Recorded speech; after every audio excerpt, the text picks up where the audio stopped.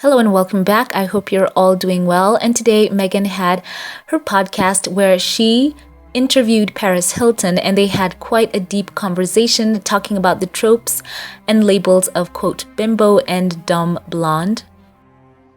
And it was quite a surprising talk. For those who do not follow, especially Paris Hilton, it was a very humanizing podcast on her behalf. She talked about how the trope of the dumb blonde had defined her and how, she played into it. She really delved into her own background and how she ended up feeling trapped by that characterization of, the dumb blonde, and also how it was a scripted sort of role that she was put in and that she had to play into. And a very emotional part of this is when she talked about parenting, and she said that she grew up under very strict parents, and at some point in her life she rebelled. And she talked about how she was sent away to a boarding school that claimed to focus on behavioral and mental development. And when she arrived, she thought that it would be, a place of bliss. She thought she would be riding horses, and she said that she thought that it would be a place of, quote, bucolic bliss, but classes were not the focus at all. She had such a horrible experience at that school. She talked about all the torture that she went through. She spoke about how she felt a lot of things that she was put through were meant to break her down, and that she would pray to God that the nightmare would end. And she really opened up about that and how she had to endure so much at that boarding school. And it's wonderful because she's able to open up. And she also said something that was quite standout. She also spoke about the things that she went through, and she said that they would not define her. She had purposed within to get out of that situation, and she thanked God that she survived because she felt that many people did not. And when she went back to New York, she started to work hard and make her dreams come true and build her brand. And she said this, quote, "And I almost think that maybe God made me go through this and gave me the special gift so that one day I could be the hero that I needed when I was a little girl and help save these children from having to go through the torture that myself and so many others went through." So she's talked about turning her pain into purpose. She is now pushing for federal legislation and going to DC and finding ways to protect young people. And she's so proud, by the way, of all the young people, especially in the entertainment industry, and teens that are speaking up about things that they have gone through and about mistreatment and abuses that they have gone through. So right now she talks about that she's proud of the strong woman she's become. She talks about the fact that she has found someone to love, that someone she can trust right now, and that she is looking forward to building her life with him and having children. So it's good to see that she's come out on the other side. So as I said before, this interview really humanized her. I think that a lot of people had also bought into the stereotype of Paris Hilton. People can admit right now that through the years, because of how she was stereotyped, a lot of people had bought into that trope of, Paris Hilton being a dumb blonde because she was kind of forced in a way to play into that. And I love the fact that Meghan as well talks about this. She says this at the end of her podcast by admitting that she too harbored that kind of judgment against Paris, and she said that she was so sorry for it. And Meghan too talked about the fact that she found herself stereotyped as well in the earlier part of her career, especially as a briefcase girl on Deal or No Deal. She talked about being, quote, objectified on stage. She revealed that she was told to, quote, suck it in by a woman who helped run the hit game show in 2006. What she was put through left her feeling objectified, not smart. She talked about this saying, quote, "Before the tapings of the show, all the girls would line up and there were different stations for having your lashes put on, your extensions put in, and padding in your bra. They were even given spray tan vouchers each week because there was a very cookie cutter idea of what we should look like. It was solely about beauty and not necessarily brains," end quote. So Meghan talked about how that made her feel. She said that she will never forget the woman who kept telling her to suck it in and could not pronounce her name correctly. And she kept telling her to suck it in. And she talked about how she ended up quitting the show. And she stressed that she was thankful for the job, but not how it made her feel.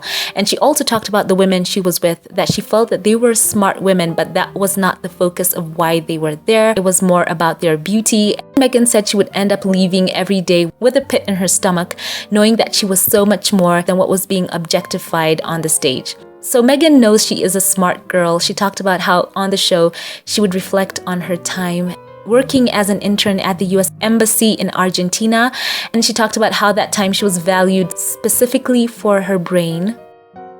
And also Meghan opened up and talked about her wish for her daughter Lily. She said that she hoped that Lilibet would have, quote, higher aspirations. And she said that she would never want her girl to dumb herself down in any circumstance, saying this, quote, I don't see that as an aspirational thing for a woman. I want our daughters to aspire to be slightly higher. I want my Lily to be educated and want to be smart and to pride herself on those things. So yeah, Meghan is all about that. She has talked time and time again about how she views feminism especially, and wants women to be more than just the one thing. Women can be beauty and brains, and women are multifaceted. And yes, I think that was such a strong statement that, there is no case where any woman or even young girl should have to dumb herself down in any circumstance at all. So it was quite a great talk. I love the fact that they really delved into these topics. And I think it's true that it harkens back to the point that Meghan said that women don't need to find a voice, they have one, and they need to be encouraged to use it, and people need to be also encouraged to listen. I think that's why she has just been so fantastic, even as a senior working member of the royal family. She just had the package she really did for the institution. She was beauty and brains, and she was a hard worker. And I think that's why her and the Queen, they just really got off to such a great start. I think that there were so many lessons to glean from the podcast on not judging the book by the cover, and also, getting this refreshing look at the journey of Paris Hilton, which I think a lot of people, as I said before, can admit that they too had bought into the mask that she had been wearing for such a long time. It turns out that she is an entrepreneur. She is, a very smart woman. She's finding herself. She's able to own her mistakes in the past and kind of pave the path for many others in the industry who will come after her. So as Meghan said, that this is the humanization of her, and I think of Meghan as well. Meghan showing that she can be both beautiful and brainy. I think it's something that should be celebrated and not a threat. It's not a threat at all. And I find it quite interesting as well that this also comes out at a time when we had this study released by Oxford Royale, which said that Meghan was the, quote, most intelligent royal. And they talked about her educational background and how she studied at Northwestern University in Evanston, Illinois, where she graduated in 2003 with a bachelor's degree in theater and in international relations. And, just considering her whole career and her background, and we still heard some of the terms that were used to describe her when she entered the royal family. And we heard a lot of monikers given to the Duchess of Sussex. From the time she started dating Prince Harry to the time she got engaged to him, we heard the names, quote, the degree wife. And before that, we heard also the name Harry's showgirl, in quotes. Finally, when she got married, she was called, quote, Duchess Difficult. We've also heard people calling her Meghan. Some of the criticism levied against her was that she was sending palace staff emails in the early hours of the morning. And it is quite interesting, Meghan, because she is absolutely gorgeous. She has this work ethic in her that even when she goes to engagements, she wants to know who she's meeting. She wants to have some backstory on them and be very knowledgeable about what's happening on the day. She always said that she was a worker amongst workers. She didn't want to just show up and cut ribbons, and just, give the bare minimum. The Duchess was all in, and it's interesting that that was levied against her as her being difficult, as her flashing around her degrees. So isn't that interesting? So this is quite a cool talk. And I love the fact that Meghan, at the end of the podcast, this also is a standout. She spoke about how she had perceived Paris Hilton through all the year, having judged her. She said she didn't know her. And she also went on to say that, quote, I'm sorry for having judged her. I didn't know her. And as I assured her, I wasn't looking for a gotcha moment. I was looking for a got you moment, as in the real you, end quote. So what an interesting talk, and now I want to know your thoughts in the comment section below. Before we log off, as always, a special thank you to those who support this channel, to my Patreon, PayPal, and membership supporters. I would like to say a heartfelt thank you, and I want to give a couple of shout outs right now. Thank you to Patricia Crenshaw, who supports this channel financially. I want to say thank you. You are so dear to me, and I appreciate your support for this channel.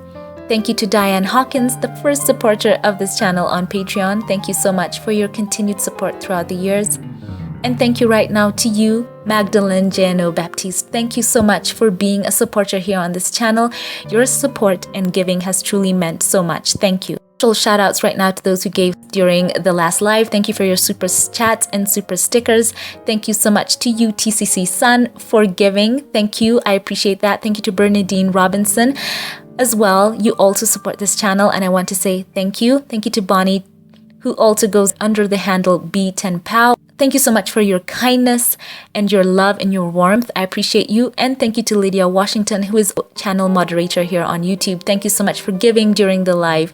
You all mean so much to me. God bless you, and I love you. Once again, thank you to all who support this channel, to my Patreon, PayPal, and membership supporters. I want to say I love you so much, and I always keep you in my heart and in my prayers. Thank you to all who like, comment, and share. And if you like this video, leave a like and let YouTube know you enjoyed what you watched. Once again, kindly share your comments in the comment section. I love you all. Have a great day, and I'll catch you in the next one. Have a blessed one.